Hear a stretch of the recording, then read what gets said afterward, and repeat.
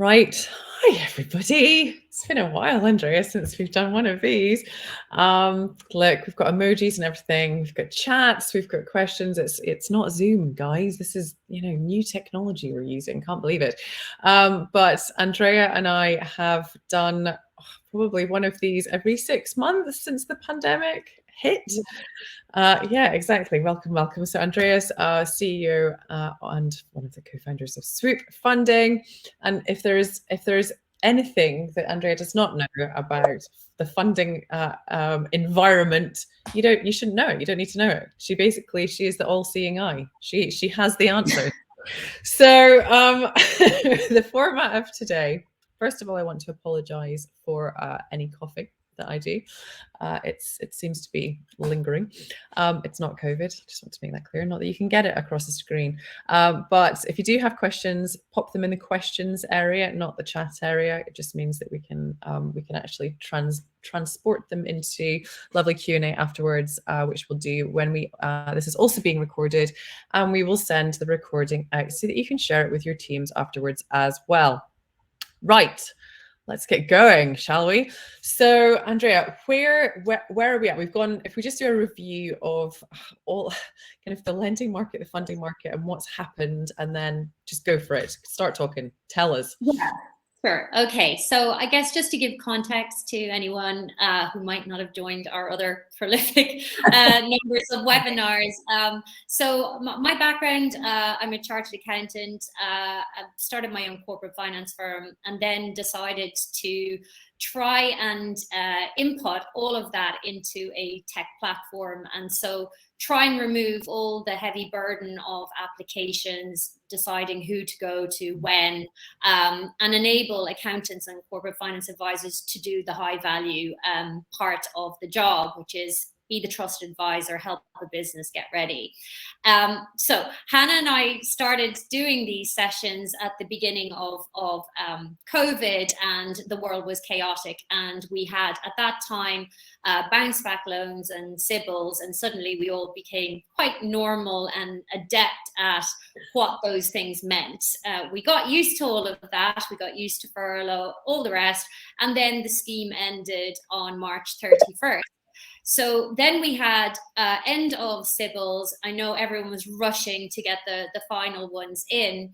And then we had the launch of the recovery loan scheme, which is essentially the main loan in town right now, if you're thinking about your clients. And I'll speak into that and what the other options are over and above that. Recovery loan scheme was actually announced as SIBLs was ending. Hold on, Andrea. Apparently, some people have lost the sound and the streaming. Brilliant. This is what we want to see. I mean, I can still see you and hear you. All okay here. Others, well, it looks like Abdul and Stuart, it's at your end. Wonderful. Please continue, Andrea. Let's go. No worries. Yeah, so I guess what I was saying was the announcement came that RLS was available. So if you had the experience of you were looking at getting a recovery loan for your clients and it was a no can do for the last couple of months, do not be disheartened. What always typically happens is the government makes the announcement before they have accredited all of the lenders. Yes. So we always have this gap in liquidity in the market from government announcement through to actually on the ground loans being delivered. So that's the first thing I would say. Second thing to say is the scheme is now very much up and running. We have 70 lenders are now accredited. And I'm just going to give you just a general synopsis of what to be thinking about when we think of recovery loan.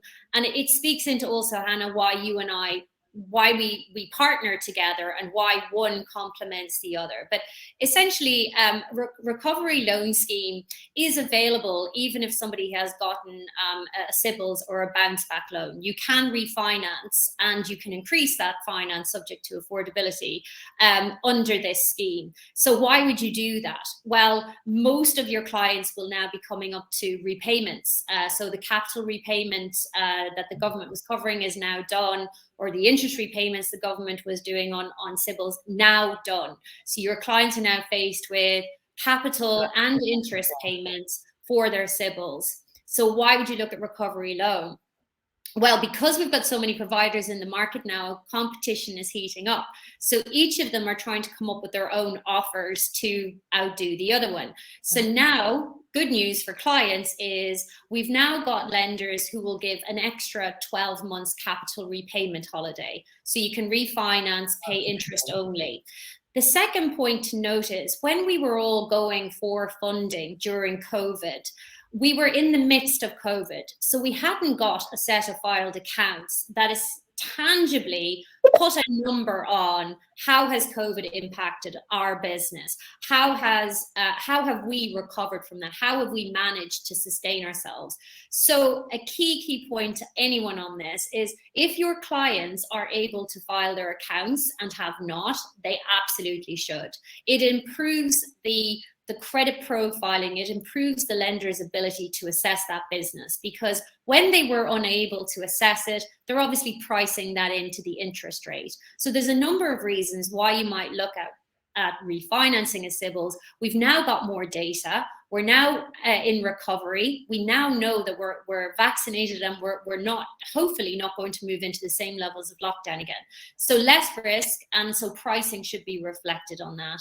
And I suppose just other quick things to note on recovery loan scheme. I'll give you the quick synopsis of it. So it's basically for businesses looking for 25,000 up to 10 million.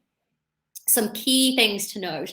The rules are, how do you know how much your client can go for? Well, it's the lesser of up to 10 million or twice your wage bill of the 2019 accounts, or 25% of your turnover of your 2019 accounts, or this one is fundamental, so please listen, or it is the liquidity needs of your client for the next 18 months. Right. That's key, because your turnover may have gone down, so 25% of your turnover might not be enough to meet your liquidity needs. Your wage bill may not be as high, so may not meet your liquidity needs. So for SMEs, it's 18 months of liquidity needs. For large enterprise, 12 months. Now, how do you prove that to the lender? Well, you do that through self-certification, and you do that through a cash flow forecast.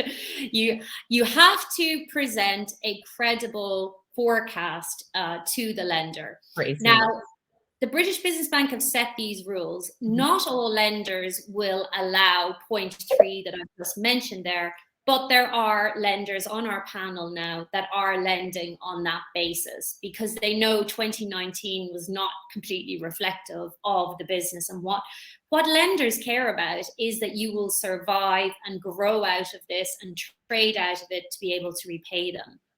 So that's why they're offering things like 12 months capital repayment holidays and looking at what your business's liquidity needs are for that 18 months.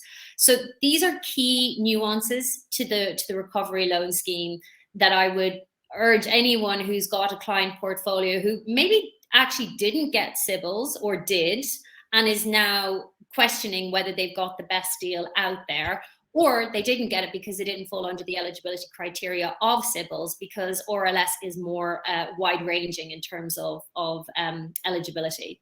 And so Gaurav's asked, can early stage startups apply for a recovery loan? Is there, what's the criteria there? Yes, yeah, that's a really good question, because under CBILS it was a no-go, and so it's coming down to that rule on turnover. So 25% of turnover, with the minimum being, I think some of them have even started at 5,000. So it is more open to startups if you are revenue generating than CBILS was. So that is one option if you are a startup. But the other option for startups, as I always say, is startup loans, because it is a really good deal. You'll definitely get a better interest rate on startup loans than you would on recovery loans. So it's an average of 6% APR. You get 6 months capital repayment holidays, etc. So if you're in that sub 2-year category, the startup loan is sort of the go-to choice before you start looking at the other schemes. Fine. And so, are you're recommending that if anybody does have a CBIL, if they've got and bounce back, or just CBILS? Well, bounce back, obviously, the interest rate is key there. I mean, 2.5% interest rate. Who's not going to keep that loan? It's more in the civils, or with the bounce back, they didn't get enough. So with the way that Sybil's and bounce back worked in the past, it was if you'd have bounced back and you still needed more, you would have to refinance to a Sybil's and repay your bounce back out of that. You couldn't have the two running at the same time. That's the key difference here with recovery loans. So if you've got clients who took out a bounce back, don't have enough to get them through recovery, then recovery loan can sit alongside your bounce back.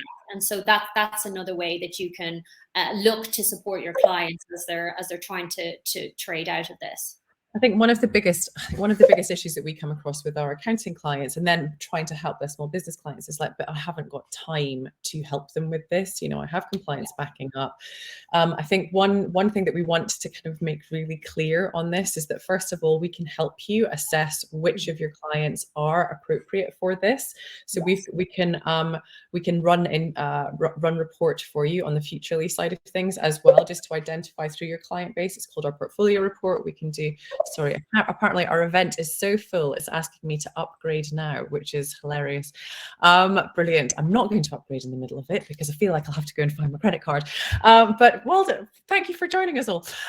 So we can run that report for you. We can also, one thing is really clear about this forecast need that you have, the fact that you are going to need 18 months of cash flow for your small business clients, is that with our prediction software, we can do this in a few seconds with you. And then all you are doing is checking, finessing, and exporting it back out again right into Swoop. And then Swoop will take the process on there. So we really are looking at having this tied up.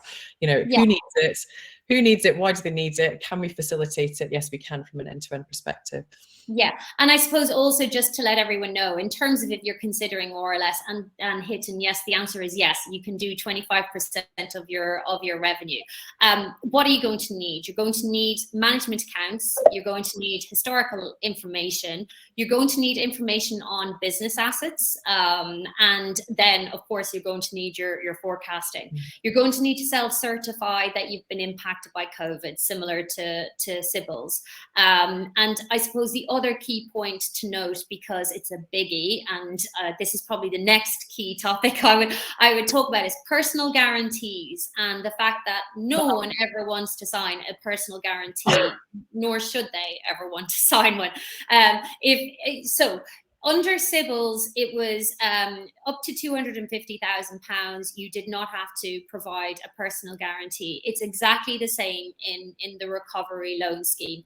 So up to £250,000, no personal guarantee. If you take out more than 250,000 under recovery loan scheme, personal guarantee starts to kick in. But it's only for 20% of the amount above 250,000. So the rest is significant. I mean, it's still significant, right? But it's still significant. The other product I think it's important to share with everyone today. We haven't got a drum roll, have we? We should.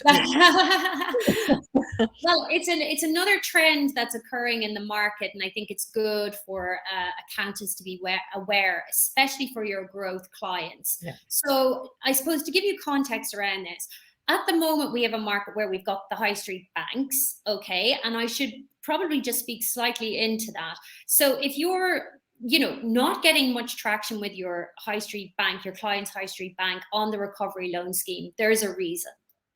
The reason is because under the British Business Bank rules, it says that you can only lend under recovery loan as the lender. You can only lend under it if you cannot lend under normal business terms.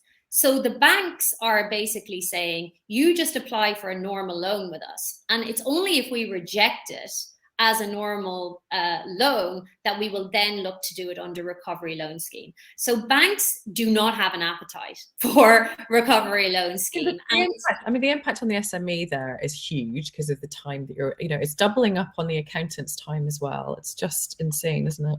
Correct. And so I suppose I'm just trying to say, if you are getting no's on this, that's why they don't have appetite for it, because if you think about it, they have just loaned millions and millions under bounce back, which they never would have done in the past. They've loaned under Sybil. So they're thinking they don't have a huge appetite for this. The difference with alternative lenders is they're not lending any other type of loan other than RLS at the moment. So they meet that rule by de facto.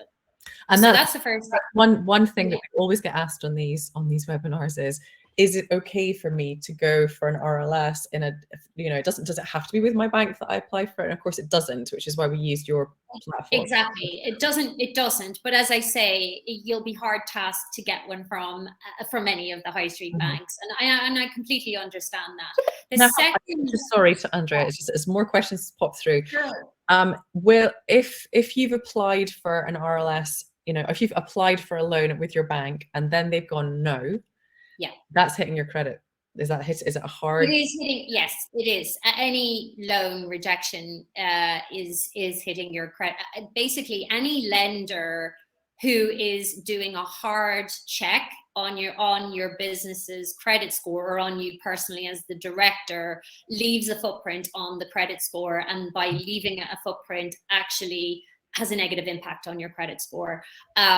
That again, it's one of the reasons we started Swoop, was we would see this happening where businesses were applying everywhere, and we would know you were never getting that loan with those guys, and now you've killed your credit score.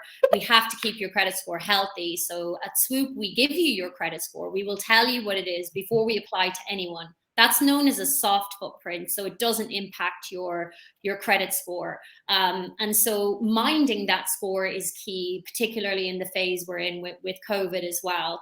So it's another reason for not going to lenders where you're not sure if you're going to be successful or not. You need to improve your chances before you submit a final application, and that's what Swoop does essentially.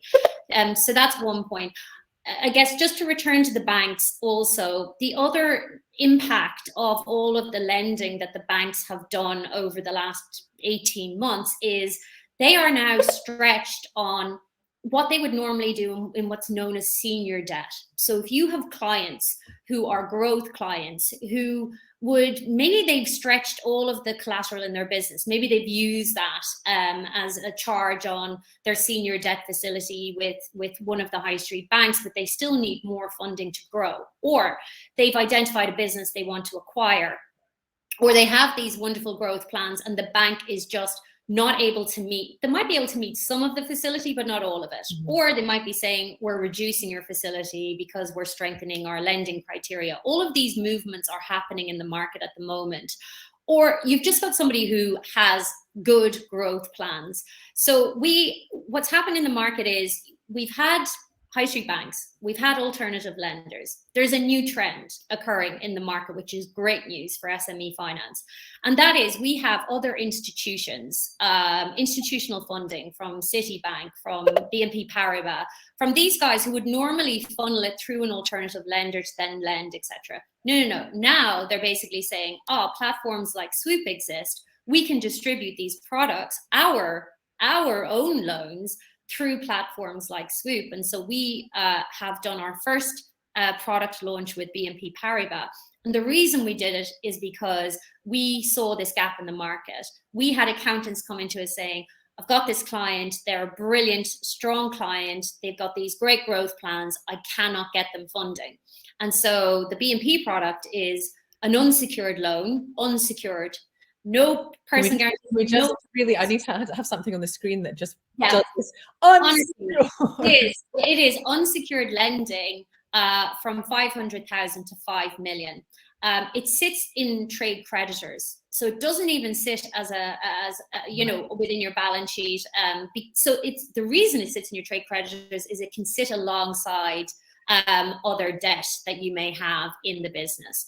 And so it's up to 8 years. So they're trying to create flexibility on repayments. It's patient capital that we're talking about here. Average APR is of 8%, and it's 4 times EBITDA. So if you've got solid clients with good growth plans that are being constrained by lack of finance, growth finance is one of the biggest gaps the government have identified as being exacerbated by COVID, because we all went down the route of survival, civils. And so there is this gap. So I would say if you do have clients that sound like that, there are products now available, and we're going to be launching more of those where we see gaps. We go straight to the institutions with funding, with patient capital, and we say, this is where the market is missing a product. And so that's another thing. Again, with this BMP product, it's all going to be based on your forecasts. It's going to be based on affordability, and it's going to be based on the forecasts that you set with them in terms of how you're going to be able to make that repayment. So again, Hannah, we've been working on that specifically to add into Predict. What are the things that lenders are looking for when they're looking at a set of forecasts? They're looking for affordability.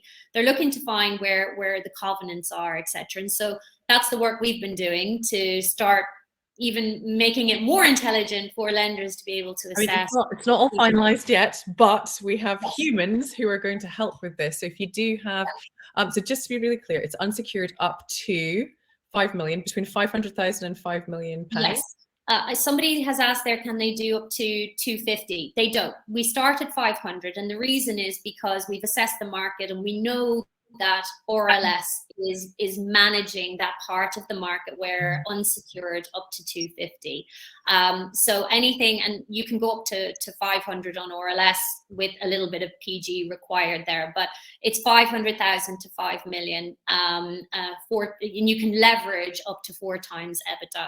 And that EBITDA can be your forecasted EBITDA, by the way. It's 4 times forecasted EBITDA. So you get the funds in and you're predicting what those funds are going to do to your bottom line, and then we can leverage 4 times that number. So the application, it does need it amortized into the forecast, so that we have to illustrate it in there, which is why again our software will do that for you. It needs to be, I think at the moment it's 4 years worth of forecast, isn't it? I mean, we're looking at 3 to 4 years, I think, of forecast. Yes, 3 is kind of the mainstay of it. Yeah, it is full balance sheet and cash flow, so you do need a full 3-way for this product. Yeah. I'm going to run through some of the questions that we've got just now, because I think what would be really great for our attendees is to go, right, if the business was yours, Andrea, where would you go first? You know, and what kind of are the criteria where you go, right, for this type of client, this is where you need to go. This type of client, this is. Yes. Let's go through some of the questions first. Do you have any suitable schemes for loss-making growing businesses with a good forecast? Well, I think we've just covered that one off. Yes. Well, even on that, yes, that's another good point. Because the market is so prolific now in terms of different products that are out there, the answer is absolutely yes to that. Because when you look at a bank loan is looking at your balance sheet and they're trying to find security in there. Then you've alternative lenders and they're looking at your profit and loss. And those guys, the term loan guys, are essentially looking at, do you have enough room in there to make your repayments?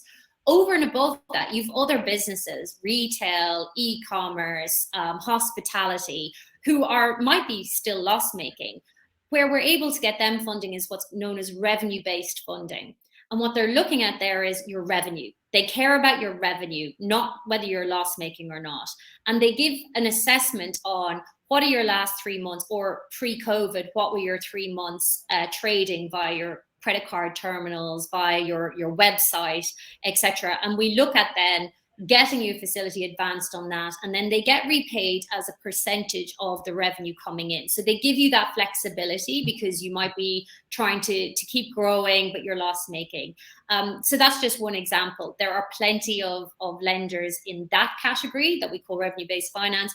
The other one is there's been a real comeback in asset finance. So through COVID, it retreated. Huge amount of liquidity now back in the market for asset finance. And again, that's another avenue looking at. And commercial mortgages. So let's say you're loss making, but you have a property, whatever, refinancing that. So I would say do not be despondent if you are loss making. There's certainly areas that we can look at to unlock some capital for you. Great. Dan's asking, how long is the process from application to funding for the unsecured, for the BNPP product? It's very fast. It's 30 days. Now, what I would say is the fundamentals are, what we can do is we have a quick eligibility checker. So our team can do that quick eligibility, talk you through it and say, is this worth your client's while and your while, to help your client achieve this? That's the first thing. So if it's a quick no is the first one. Second thing is, if it's a quick yes and we're continuing on down the journey, the fundamental part of the application is the model, Hannah. That's why we are so focused on this. The rest of it is just the story of the business, and what their growth plans are, the management team. But fundamentally, it comes down to that model, which is why we're trying to... And just again, we will, after this, there will be a one-pager going through, this is what the process looks like. So we'll get that out to you. Probably won't be the end of today, but it certainly will be tomorrow. Okay, more questions. Can a company get RLS if they are in a CVA? Ooh, it's very hard. No, that would fall under the rules of what's known as, in government speak, undertaking and difficulty. So it falls under that. So that's very difficult. If it's a business in CVA, it's probably that their credit score is going to be absolutely shot. So again, what I would say is you can start rebuilding that. Again, get in touch with us, because we have helping businesses to improve their credit score service that we help our businesses who are really low on that scale and need to get back up the ladder. So unfortunately not, that's a difficult one, but you can start now to start improving that by the time you've worked out of the CVA. Can we confirm, I think we answered this already, but you don't need to pay back the bounce back loan to get an RLS loan, do you? They can sit alongside. So you can keep going with your bounce back and then support that, add on further funding to your business under RLS. Yeah. Fine. For a new startup requiring more than 25K, can application be made on the strength of projections? But the thing about the 25K, it's very, very important to know. It's 25,000 per member of the team. Yeah. So, for example, if you have a co-founder, or if you have another director, or somebody senior within your business that's happy to take on the startup loan, it's 25,000 per person. So I started Swoop with a startup loan. Two of us, we got 50,000, and that built our prototype. So I'm a big advocate of the scheme, just because it worked for my business. Dara's asking, good Irish name there, Dara Donahoe. Our startup was forced to make a COVID-induced pivot during the pandemic. We have, however, made a success of this change in strategy. Our forward-looking projection is much rosier than what our 2019 accounts would indicate. Will the loan officer factor this into account? Yes. Yeah. Essentially, there's the main criteria, and then there is the lender's decision making themselves. Yeah. So yes, all of that comes into play. It's what they call, under the terms of the strength of the business. So the boxes to tick, and then they do an assessment of the strength of the business to lend to them under the scheme. So that would come into account. Yes. Amazing. Isabella asks, can a company use the recovery loan to refinance where it has been given notice by its existing bank that its facilities will be terminated in 6 months' time? That sounds tough. Yes. So, sorry, just on that one again, that's a business that's going, and the bank has got in touch to say we're terminating facilities. Yeah. Is that right? Apparently so, yeah. Yeah. So this is what I was referring to. This is not personal to your business or whoever's business it is.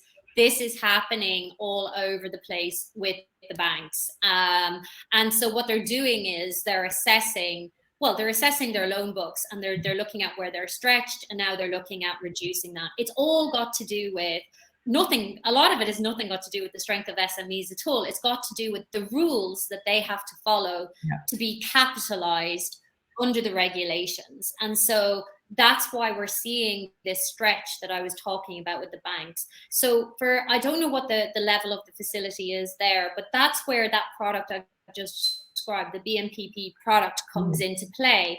Because if they're saying, well, we're terminating or we're reducing it, we might be able to replace with a facility like that, or a recovery loan from one of the other lenders. So that's a definite one. that I would look into, especially in situations like that. It's becoming the norm.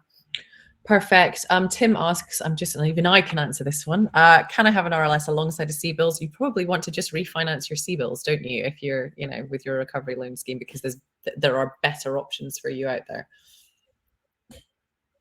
See, did I get 10? Yes, it's certainly. Yeah, and I would say, look, there is no harm in checking to see. That's what I would say. I'm not saying definitively you will get a better offer. The majority of them are, because you're getting new terms in terms of repayment holidays, etc. So just giving a bit more breathing space to the business. We've got more tangible evidence of what's happening in the world right now. So the pricing should be better. The business has survived COVID. That's a big tick. Pricing should be better. So fundamentally, yes is the answer. It's certainly worth checking out. Fine. Just to confirm, you do have to pay back your bounce back loan. You don't have to pay it back with your RLS, though they can both sit side by side. Gareth's asking any recommendations for startups if you've he's been declined 3 times for personal eligibility, yet the revenue is 5 to 8K per month. Business. Yes.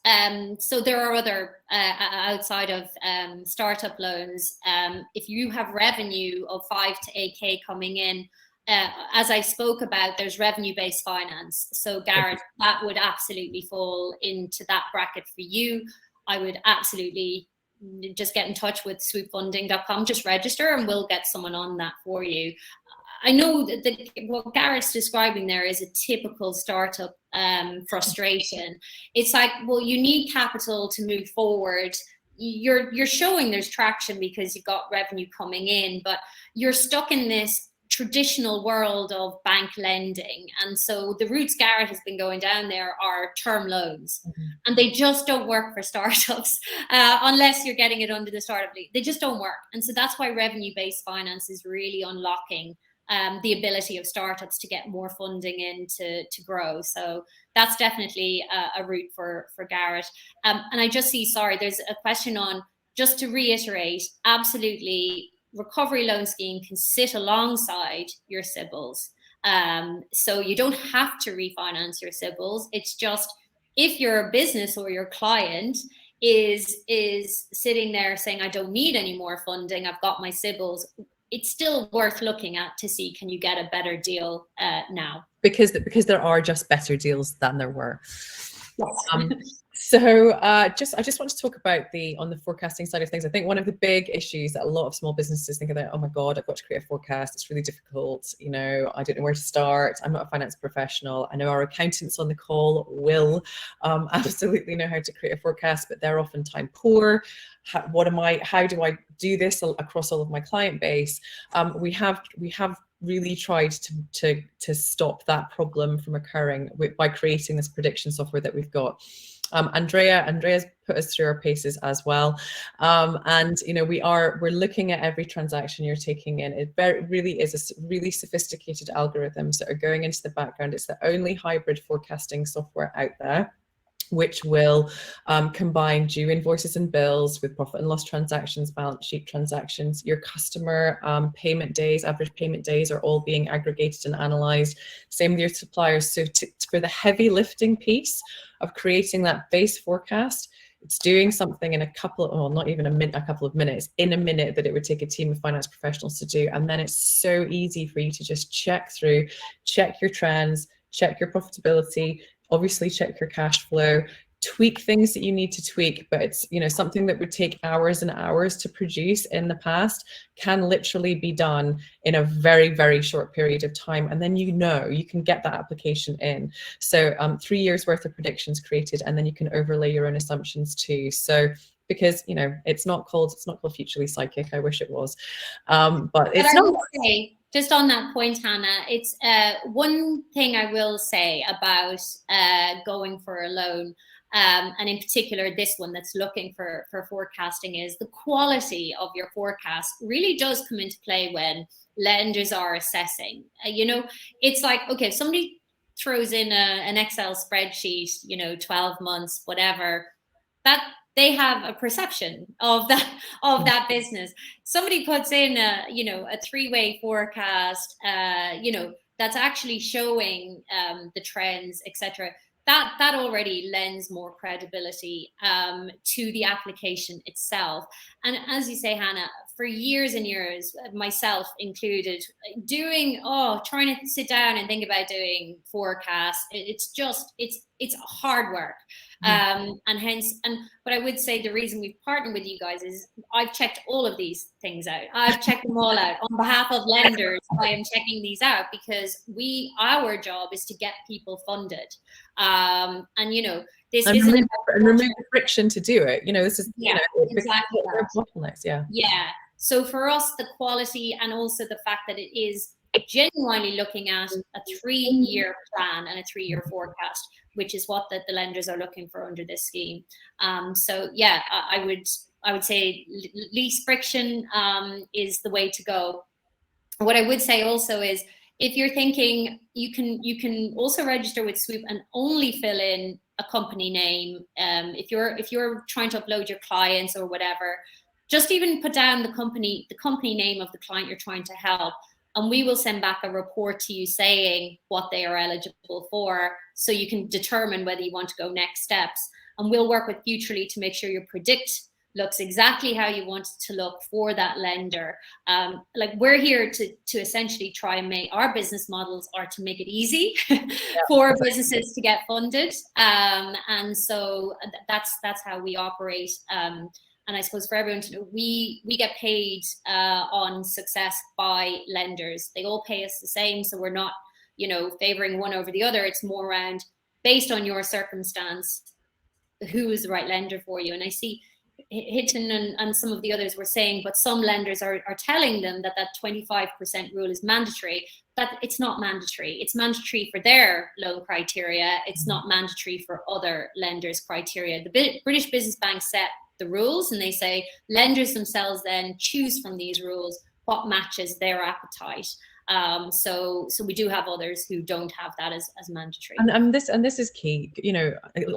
Thank you very much for saying that you've gone through the marketplace and everything, and that we've come up top. But the same as applied with Swoop funding for us, because it's this really understanding. You go to one place.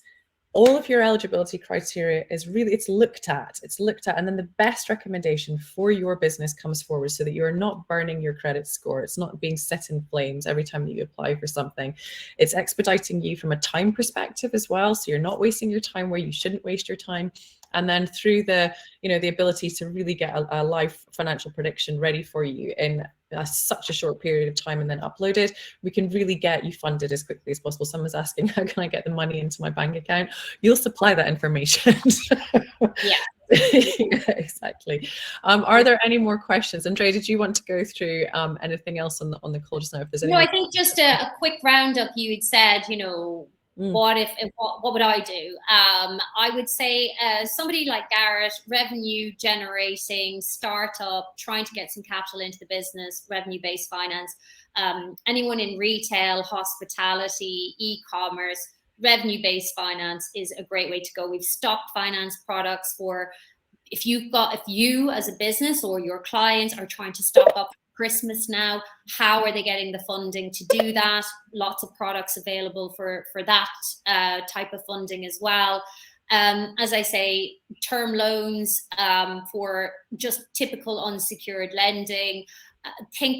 Be creative also. If you've got clients who are struggling, could be a commercial mortgage refinance, could be an asset refinance. They might be sitting on assets they don't realize they could refinance. So yeah, I'd say for us, that's our job to come back to you with, for the client or for your business profile, here's what you can do, and here's where your score is at, and here's how you can improve it. All of those things, Hannah, I think are probably useful for people to know.